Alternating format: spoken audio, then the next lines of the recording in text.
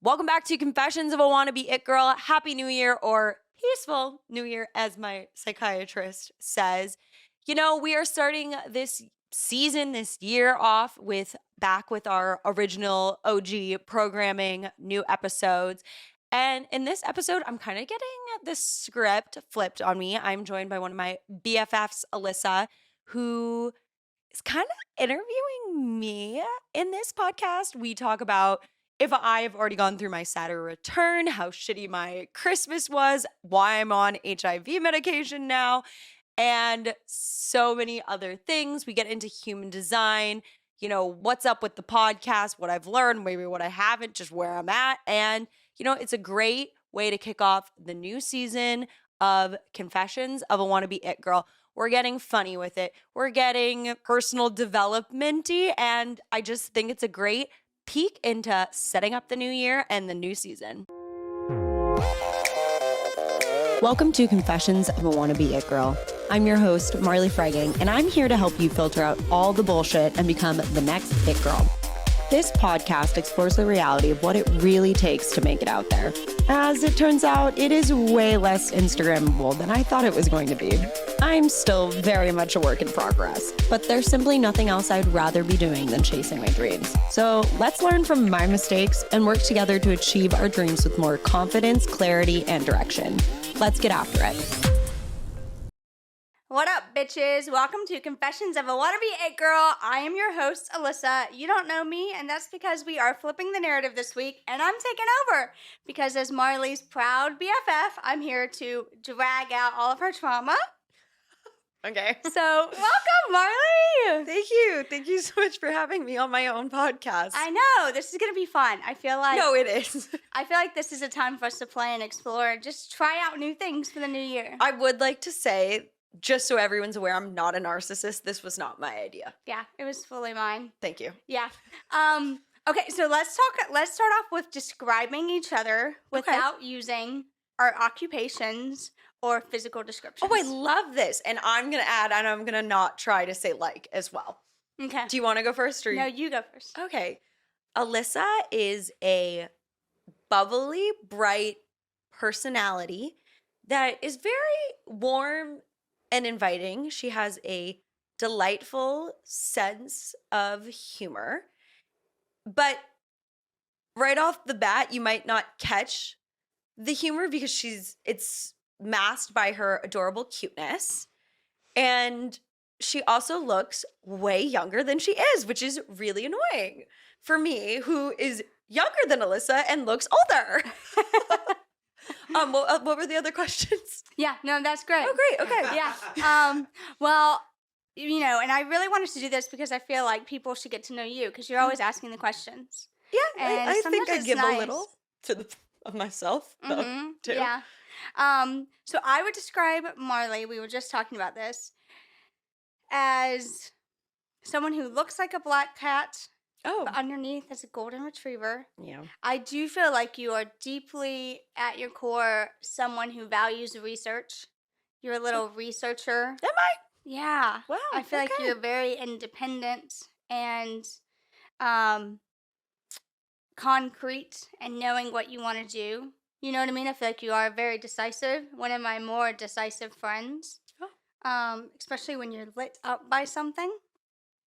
And yeah, I just feel like the very first time I met you, you were very bubbly, obviously the cheerleader kind of group projects, but you're also very, I don't know, just got great work ethic. Thanks, babe. Yeah. Yeah. So, there's a little bit about us. It's a little bit about us. Okay, and so then let's just talk about how we know each other a little bit. Yes. So I met Marley, obviously, in acting class because we are in LA. Duh, where else do you meet people than an acting class? Exactly, and we were both thetas. Mm-hmm. Which Kappa Alpha Thetas, for those of you who don't know. Uh-huh. The greatest sorority. Yeah, uh-huh. And I'm pretty sure we did that, like, handshake. That was, like, you know, the Oh my secret God. theta handshake. And we're like, yep, they're Do you really want a to know theta. something that was super embarrassing Yeah. about the handshake? I was home in New Mexico for like break and I was wearing a theta sweater and this woman walking out of the restaurant was like, "Oh my God, my theta her and I was like, oh my God. And I tried to give her the handshake and she had no idea what I was doing. Yeah. Because you're I like, was are like- we doing it or are we not doing it? I was like, I guess we're not doing it. I thought it was like a thing we were all supposed to know. And she was like older than us. So I was like, oh, she's the person who's like going to be into this shit. Nope. She didn't remember. Yeah. Nope. She's like, Anyways. I left those years behind. Yeah. Yeah. So we were both in Theta. Yeah. And I remember one time I went to a bar out here to watch an Alabama football game. And there's a girl with a pen that said, like, Theta loves a tie. So I go up to her and I'm like, oh my God, you're a Theta, I'm a Theta. And she's like, no, you're not. And I was like, yes, I What? am. And she's like, no, you're not. I was like, I am. I was the president of Theta when I was there. And she was like, well, and then she realized that I was much older than her, you know, because she was currently a Theta. And I was like, oh my God, how rude. Well, this goes back to what I said about the fact that you look really young. Yeah, I guess. Yeah. I mean, I'm finally starting to hit, I think, 25, 26. Congratulations. So, like, that's really great, you know? Yeah, I'm really happy for you. Before, I mean, I remember I've been literally denied at bars in LA I'm sure. at age 25. And I'm like, this is insane. But whatever.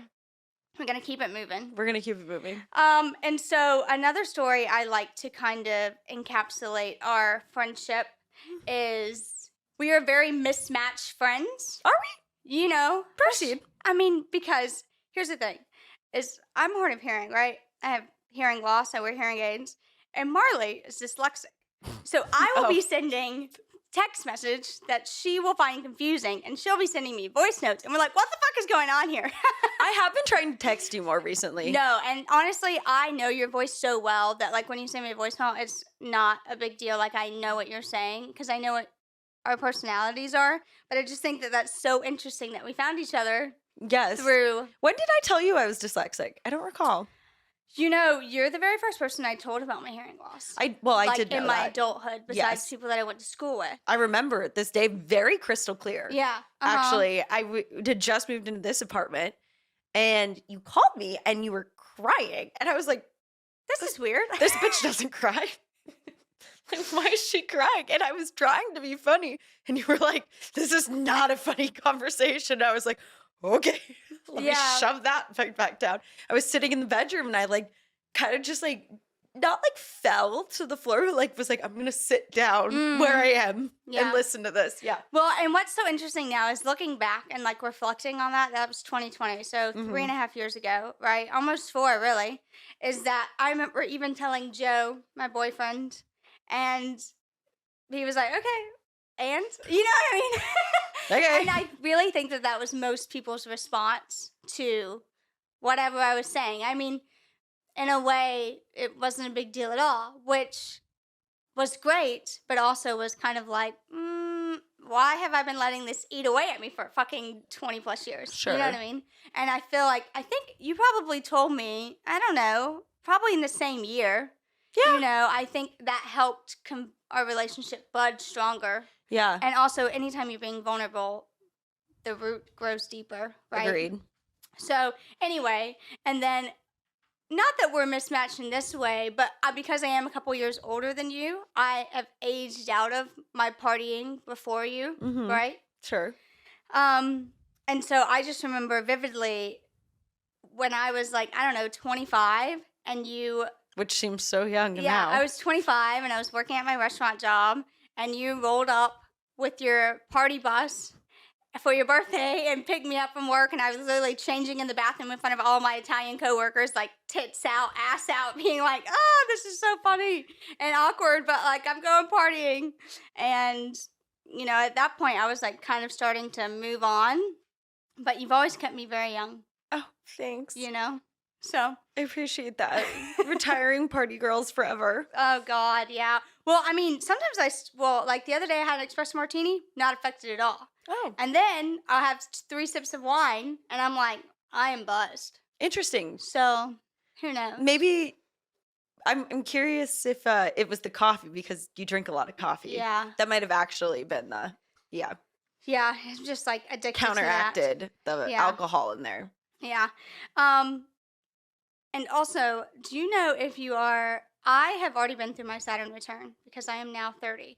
So, Okay, you're the one who told me about this shit, and now I am actually scared. Yeah, well, I mean, for those of you that don't know, a Saturn return basically kind of just like is a transition astrologically from childhood into adulthood. It's supposed to happen around 30.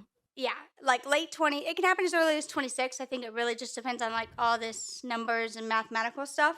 But basically, it kind of just like governs responsibilities, rules, personal growth. Kind of just like puts you back on the path of where you authentically fit. And Joe is in his. Yes, for sure. And I mean, it's just like, but he's having so many wins at the same time. It's like 4 disasters, 2 wins. Okay. You know? So Yeah. like, if you're not there yet, I feel like yours is probably coming. I think Christmas might have been it. I hope. What happened at Christmas? Where did we start? My future father-in-law got shingles. Oh, wow. Wednesday, my adorable kitten that I was supposed to take home. I did not plan on telling this. My adorable kitten I was supposed to take home got an ear infection. Horrible. Unfortunately, my uncle passed away of stomach cancer. Mm-hmm. The irony is like, do we think we're done? No. It's only the beginning. We're about halfway through. Hunter, my fiance, was supposed to come on Christmas. Christmas Eve at 11:30 at night. He takes a COVID test. COVID positive. Oh my God. My parents are headed on a 3-month world cruise. He can absolutely not be around my parents. Also, like, he has COVID. Like, can't come for Christmas. And just when you think you've had enough. Yeah, the list just fucking piles Oh, no, higher. this is the real kicker. This is really what, I would say losing my uncle has been hard too. But my mom on Christmas Day, my apologies, was like, I'm doing laundry. And I was like, okay. She's like, bring me your laundry. And I'm like, great. I have a laundry basket in my bathroom, which is not connected to my room. I go up to my laundry basket, and ironically, when I came home, no one uses my bathroom when I'm not there because it's just the rest of the house is not where my room is and whatnot. And I guess no one uses my laundry basket also when I'm not there. So I had noticed that there was a pair of underwear from the last time I was there, which was literally a year before, just sitting there. And I was like, oh, wow, it's been a while since whatever.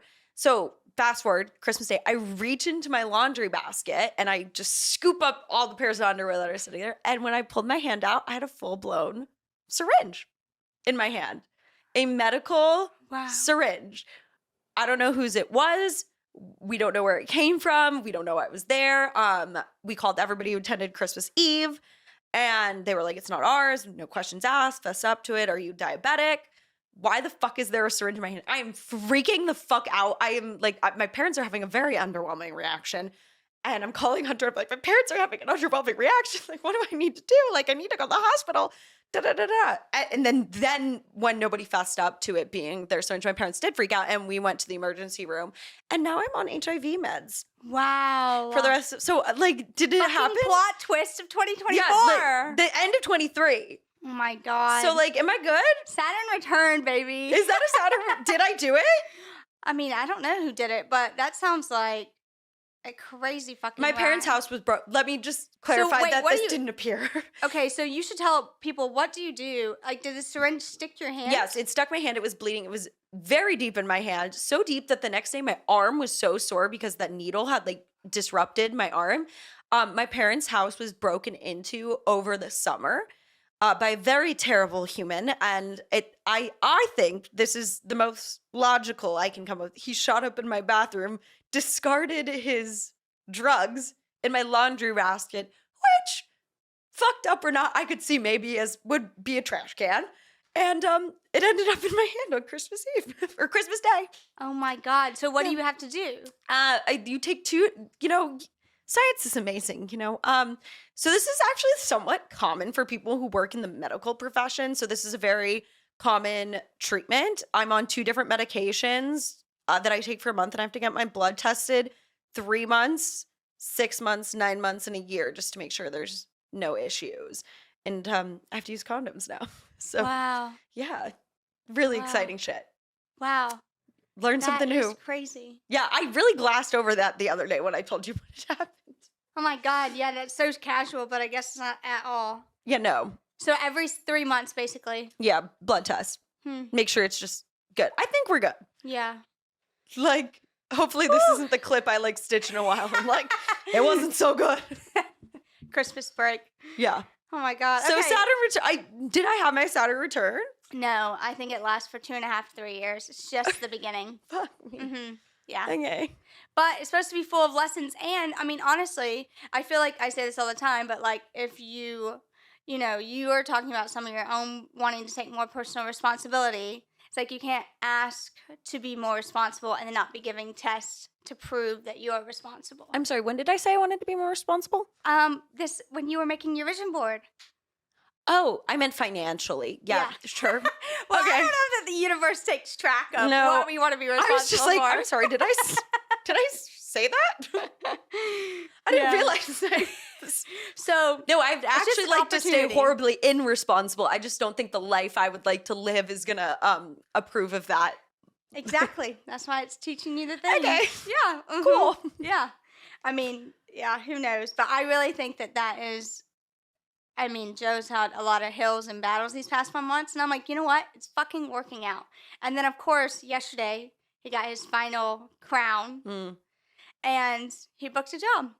And I was like, I told you all this was happening for a reason. You were going to need new teeth and then you were going to get a job because, you can't get a job and then have dental surgery. So I was like, it worked out. So the lesson here is when shit gets really, really bad, it could either continue to get really bad or something really good's going to happen. I think that's the lesson. Well, I think it's if you pass the test, right? Of saying, can I, if I'm met with this hardship, can I decide who I want to be and then move through that hardship into someone I enjoy being?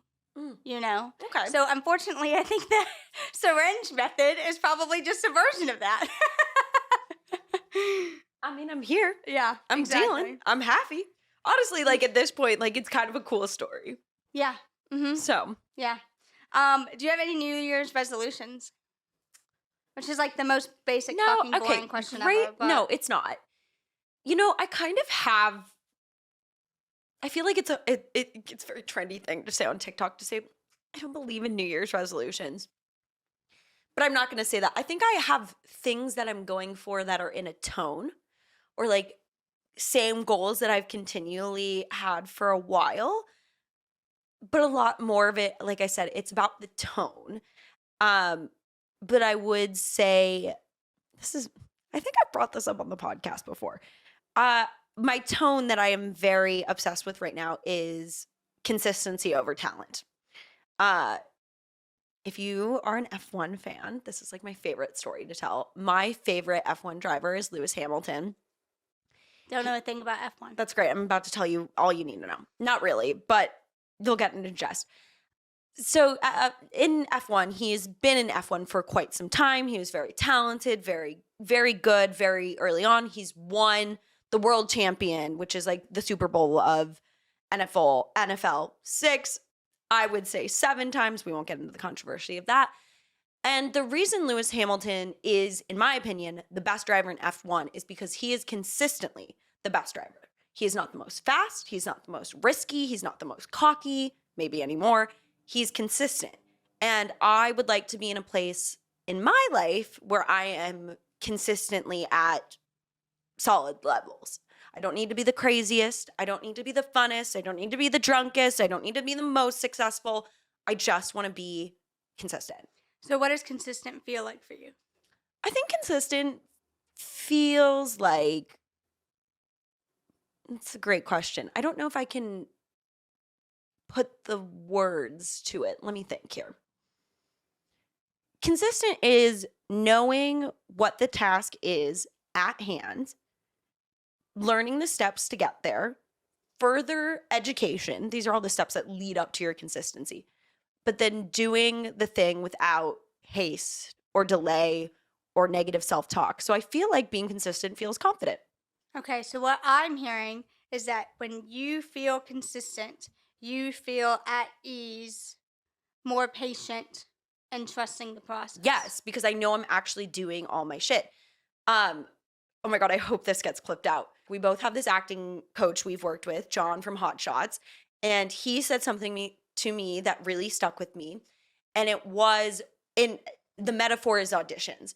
If you get an audition and you put in 40% and you don't get it, you're like, well, that's okay. I only put in 40%. if you get an audition and you put in 100% and you still don't get it, you're kind of heartbroken because you did give it your all. But what's worth less?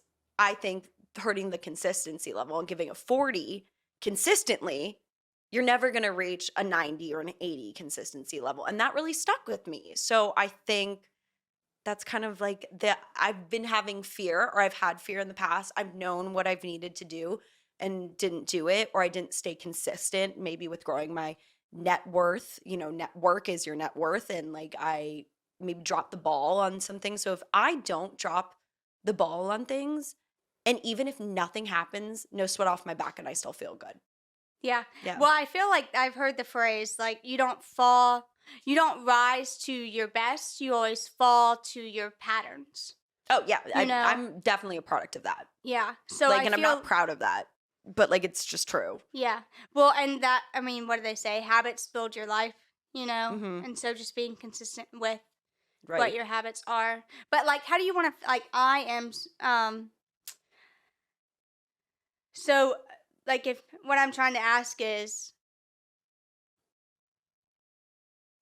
when you feel consistent, essentially what you're saying is that you feel at peace with your body and your mind and your soul. Like, you feel at peace with knowing the steps that you're taking. I did everything I can. It's time to surrender. Like, I mean, maybe I've become more spiritual maybe that's just something that happens to you, later in life. Like you love God and then you don't believe in it and then you maybe come back to it and like, yeah, I've done everything I can. I've put in the work. It's time to surrender and just see what happens. Yeah. You know? Well, speaking of that, I have a question that I really want to ask is, speaking of spirituality and all that, like, what parts of you do you think were dictated by external forces that you still have? How much time do we have? I unfortunately, and like I do believe this, like, when we were children, these don't exist anymore. There would be like the foam wonderland ads on TV, the commercials, and be like, whoa, foam wonderland, like you can make these things, da da da. Call the phone number and like you'll get foam. Like, I'm the kid who bought that. Like, I buy into media so easily. Like, I'm innately affected. Some people would say that's because I'm empathic, but like honestly, I'm gullible and I'm super absorbent of what's around me. So marketing works really well on me. I just believe people honestly at like face value a little bit. Yeah. And so I think I've been really affected. I think I've been grossly affected by media. I mean, that's a huge reason for starting this podcast. I'm horribly and happily affected greatly by TV and television in the best way, because that's what I want to be doing is acting. And then I'm also can be very affected by people and the things people say about me or about themselves, and me then thinking I'm not like them. So yeah, I don't think, no, very few people have not affected me. I just take it personally, I guess. Yeah. So how do you find when you get lost in the mix of absorbing media, TV, friends, and absorbing other people's opinions? Like, what practice do you do to separate that from yourself? Like, do you have those practices in place yet? Probably not. Like, if we're being like really honest, like I would love to say after going into 4 years of doing this podcast, talking to people about how they handle media and, self-talk or whatnot. Like, I probably don't. Like, there's not a religious conscious thing like, oh, I'm not going to let this in. I kind of roll with it. And I think the older you get, maybe like you just don't care quite as much.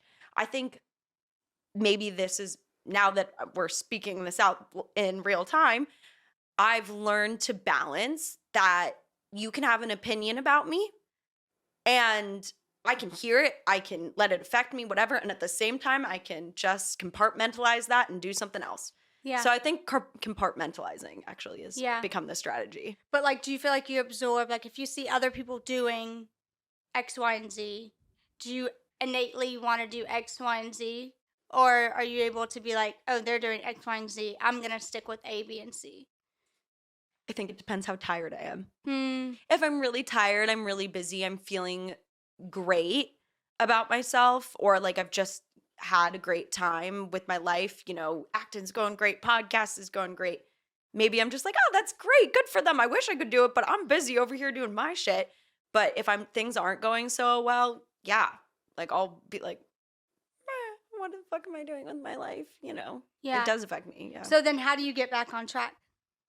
Time. I'm such a stupid answer, but I've been saying that a lot to people recently. I, which is horrible because on the one hand, the only thing we have in life is time, and it's the only thing so dark. It's the only thing we're gonna run out of.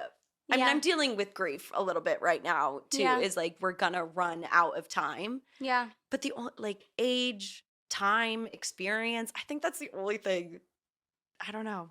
Yeah. Well, I mean, speaking of that, I feel like I have obviously realized that in the past few years as well. And I feel like what I've learned is that the way my brain, the way my brain perceives the world is through colors. Mm-hmm. And so if I think of my experience on this earth for a very small amount of time, I think of it as a canvas. And I'm like, how many colors can I play with? You know, I've done a million fucking jobs. I've worked at Children's Hospital. I've worked at Disney World. She was Mickey Mouse. I've worked in London. I mean, I've done so many different jobs. If you name a job, I've probably done it, except taught like how to scuba dive. That's something I haven't done. Well, you haven't been a stripper. You know, I mean, yeah. You've acted as one. Acted one, but just kidding. you know, but anyway, and so I think of like, what colors do I want to play with on my little canvas? And sometimes I pick up a color, like I used to have a corporate job, and then I was like, oh, I don't like this color orange. I'm just not going to use it. But at least I have orange on my canvas. You know what I mean? And I can be like, at least I played with it a little bit. But I feel like for me, my thing for New Year's resolutions is I don't know if I have one, but I am getting rid of fucking yuckers. What? It's like people that yuck your yum. Like you say yum and they say yuck. You know what I mean? Who people actually say that to you? No, it's just like an analogy. No, I know, but like what's like role play it for me. Well, I mean, I think growing up in Alabama, That's true. Your options are a nurse, a lawyer, or a police officer. Like, that's fucking it. You know what I mean? Like, all my female It's like friends the in game Alabama. of life. Yeah.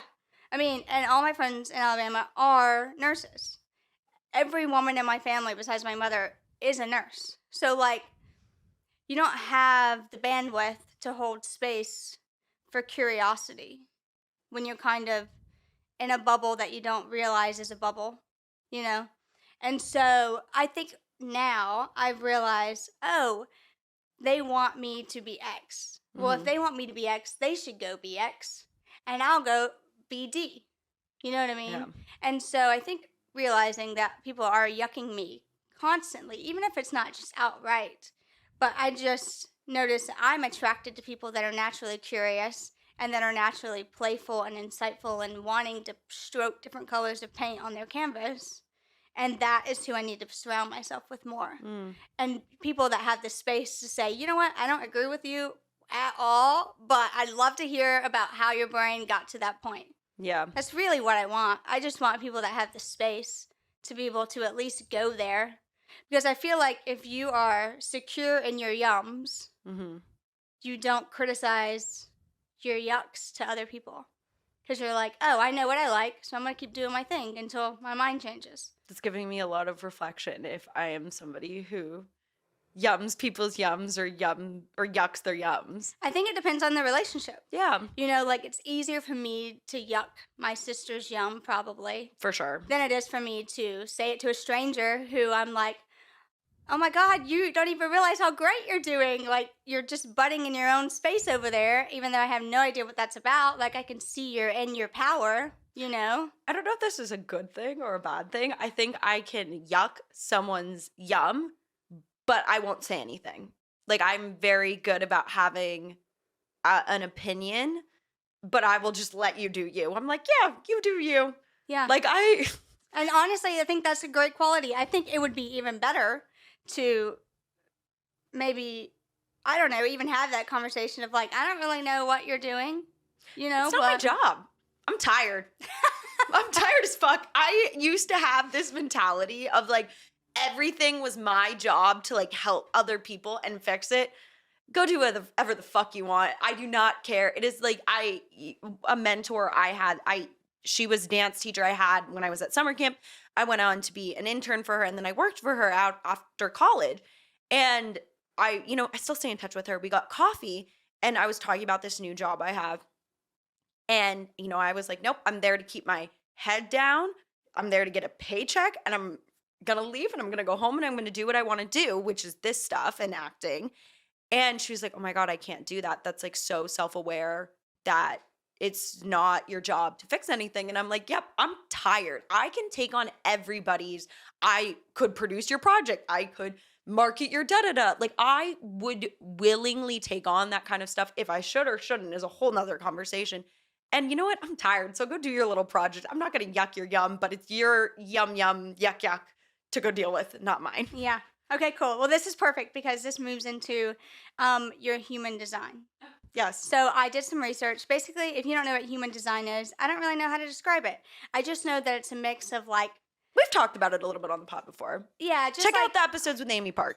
Okay, cool. Like, I mean, I feel very confident in human design. I feel like, again, living in a small town, you're not really exposed to all these different modalities of like learning how to understand yourself. It's really just like, here are a few books of the Bible, and if you relate to them, great. If not, well, get lost. I would say it's a way to categorize your personality, workflow, type of thinking, structures. They're like confines. Yeah, and they're just just the real word, right word, confines. I don't know. They're guides. Constructs. They're guides. Yeah, they're guides. So anyway, I looked at yours, and you don't have your exact birth time. Yeah, my mom's on a 3-month world cruise, so she's a little busy. So we're just going with what I put up on yours. So anyway, Marley is a 5-1 generator. And what's interesting is I am a 5-1 manifester. So we are both the challenge solver as 5-1s. I'm sorry, what? That is what like our type is, 5-1. Yeah, I don't know what the numbers are. Well, so I'm going to tell you. Great. So the first number describes the way you see yourself, which is a 5, which we both are. And the second number, 1. No. I see myself as a 10. Let's just clarify. Well, I think the last number is 6, so we're really close to the top. Okay.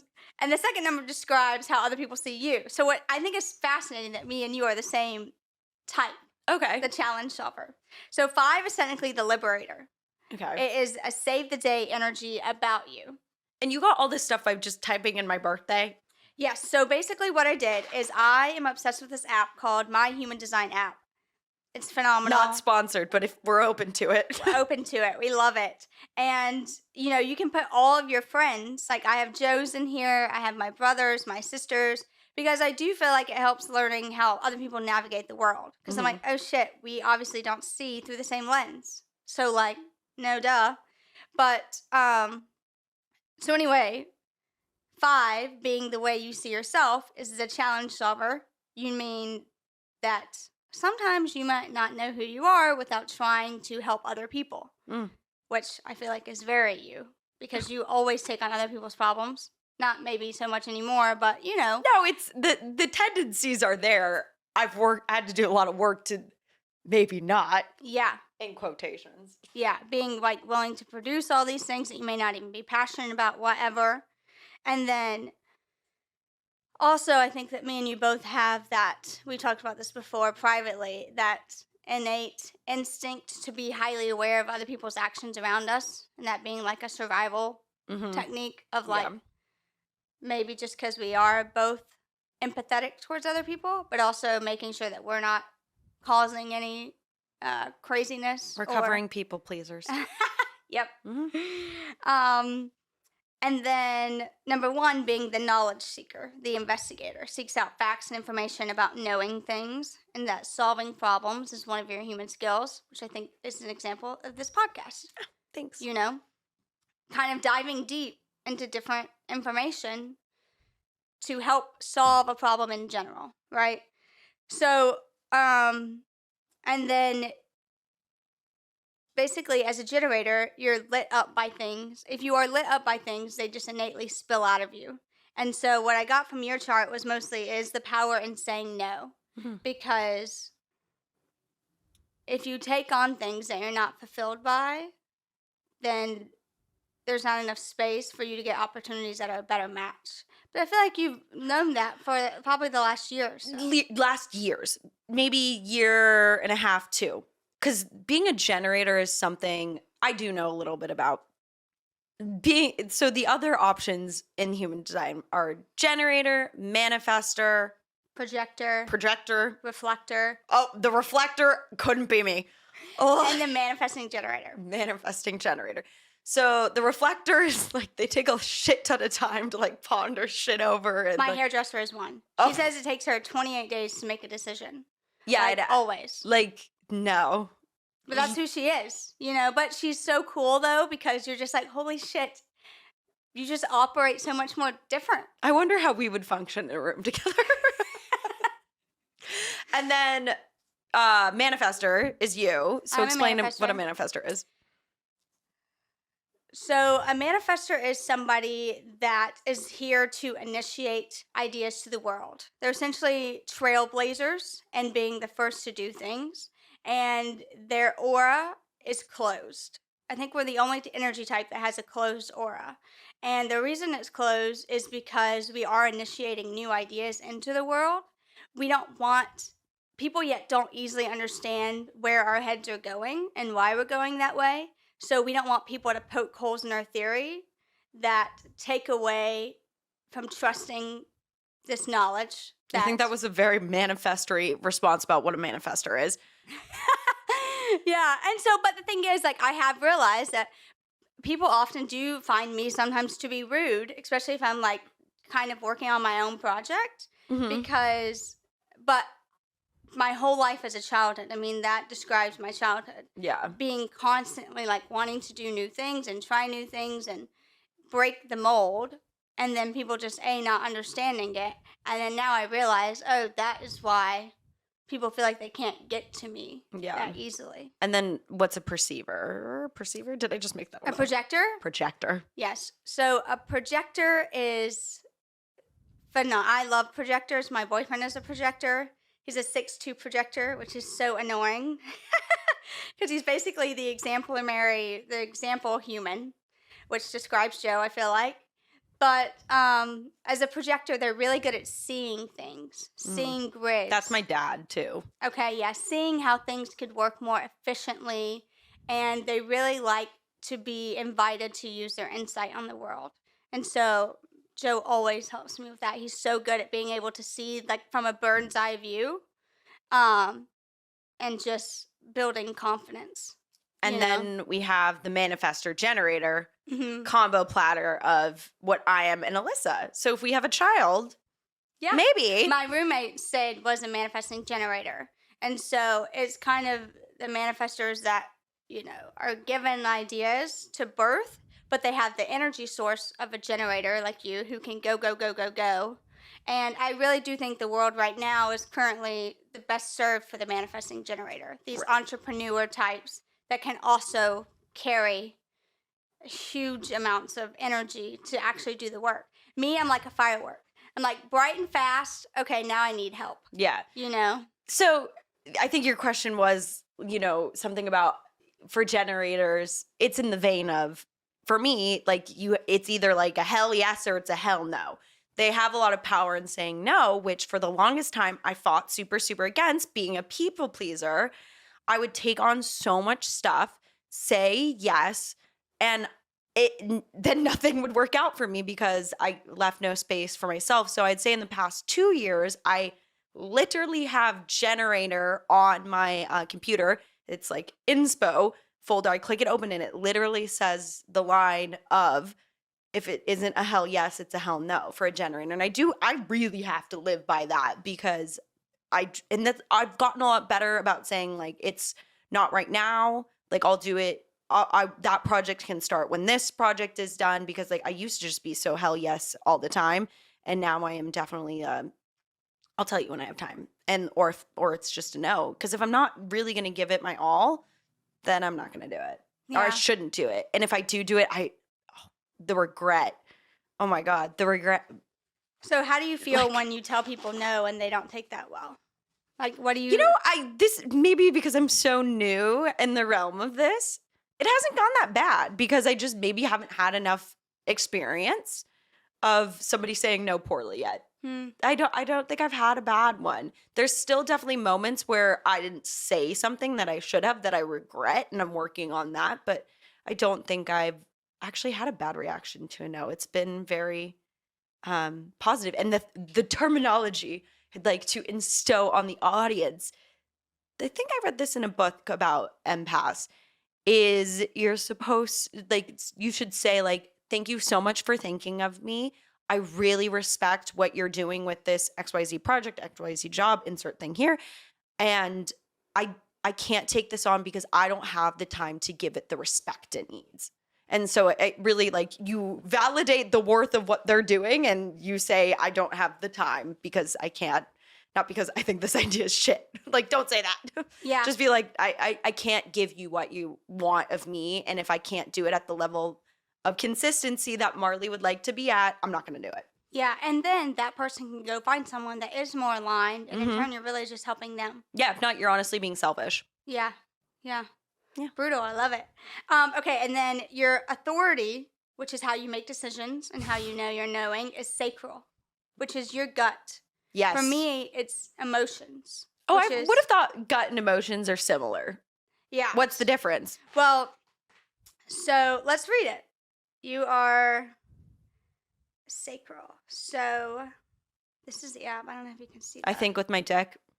I don't think that's right. It's a nice says thought. how you should make decisions. Yeah, I mean, basically what you have already said. Your gut is black and white. It doesn't know maybe. You'll either feel, yes, I want it, or no, you're not meant to do it. Mm-hmm. You can feel anything from strongly repelled to just, Yeah. you know? And so trust your wants, make decisions. But it says if you're ever feeling hesitant or mixed, it's either because your gut has spoken, but you're not in tune with that response. But I've had it to do a oppo- lot of work to uncover that because all the bullshit of growing up and honestly having a narcissist best friend and the trauma I went through as a child made it really hard for me to read my own gut. So I like, it's there. And yes, I'll get upset, but I've also had to learn the cues. So, like, what is your cue? Like, have you built up evidence to trust your gut? Like, do you have tangible proof? No. No, not yet. It's there. I mean, it's therapy. Like, I either know or I don't. There's not like, I don't sit there and like jot it out. Like, I know or I don't. And when I know and I've fucked up and I've said yes and I should have said no, it's this turmoil and I, work to get out of it. The thing I've realized is saying no in the moment is not as bad as saying yes and dealing with the turmoil of it. That's worse. So, yeah, I don't know. Yeah, It's not see, so. For me, my gut shows up on my body. Like, I get physical ailments. Like, I remember I was dating this guy probably when I was 24. And wow, I thought he was so cool and so hot, and he was so bad for me. And the amount of yeast It sounds like somebody you should date at 24. No, and he was a lot of fucking fun. But the amount of yeast infections I got was unbelievable. Like I had cystic acne. Oh, yeah. I never had cystic acne before.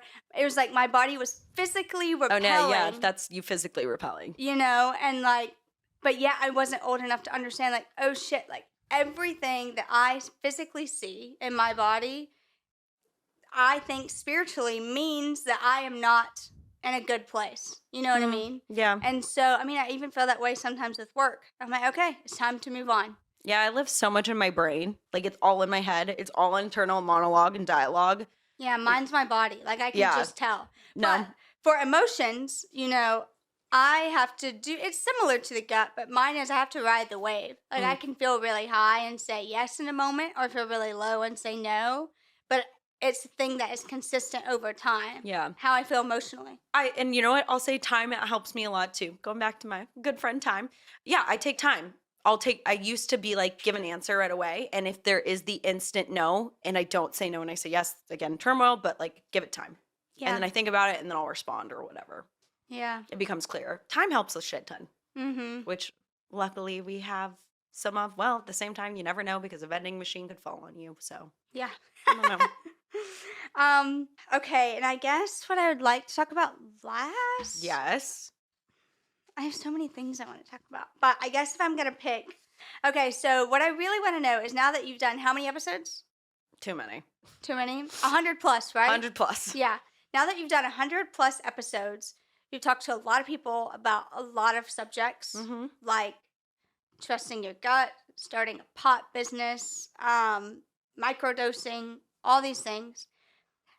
Have you actually learned anything? Like, have you applied anything that you've heard in real life? This is so bad. But, I've had this thought somewhat recently. And I think at one point, yes, like I've learned so much. And the more you learn, there's these moments of like, oh my God, I know so much more than if I didn't do the podcast. And, I should implement these things. And some of these things I do. Maybe some of these things I don't.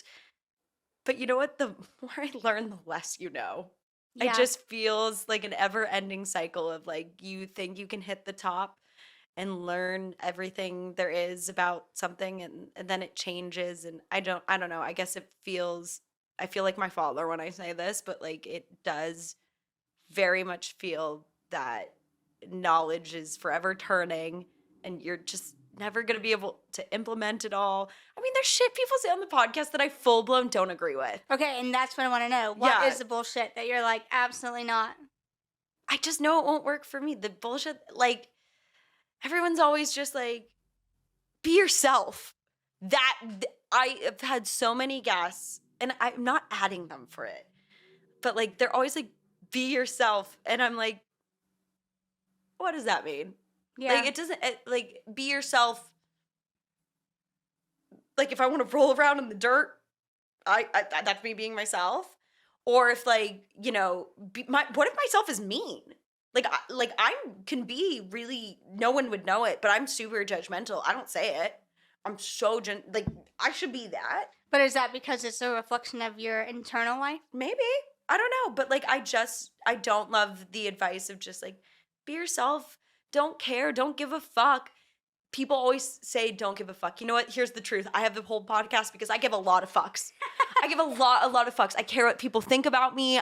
I'm not above the follower count, whatever. Like I can compartmentalize and put away, but you know what? At the end of the day, it's there and I'm not going to ignore it. Maybe I still live under the gun and maybe it's just in this moment I'm really venting it out to you, but at the same time, like it's there. Yeah. It's not going away. I think it's naive to literally look at yourself and be like, this shit doesn't matter. Maybe it doesn't matter as extreme as my brain can make it seem sometimes, but Yeah. that's okay. So do you think you've changed from the beginning of this podcast to where you are now? Yes, I do. Yeah, I do. But in what ways? I'm a lot more confident than I was when I started the podcast. I didn't know how to compartmentalize it all. I have like an emotion about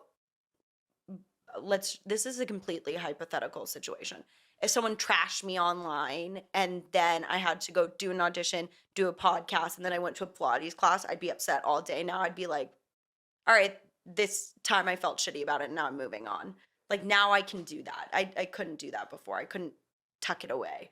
So I think that's changed me a lot. I'm not really scared about meeting people. I'm not as scared. I'm not going to say I'm completely over about people pleasing. Yeah. And I will say also that like I have learned a lot how to put myself out there successfully, unsuccessfully by promoting podcasts on social media. Like I just not to the fullest extent maybe where I want to be, but yeah, I put myself out there a lot more. And like I've also like honestly tinked with my personality a little bit. Like I do think you can design yourself a little bit. And I'm cool with that. But there's always going to be you in there too. I guess my last question is your purpose behind Wannabe It Girl. Do you think that's more for healing yourself? Or do you think that's because you genuinely like helping the collective? You know what I mean? Like, Oh, it's gonna sound so bad if I say that, but yeah, I think I thought I was helping other people, and maybe I am. I would love to believe that, and I hope that's happening. But yeah, I'm healing myself. yeah. Like, because I'm the only person who lives in my own head.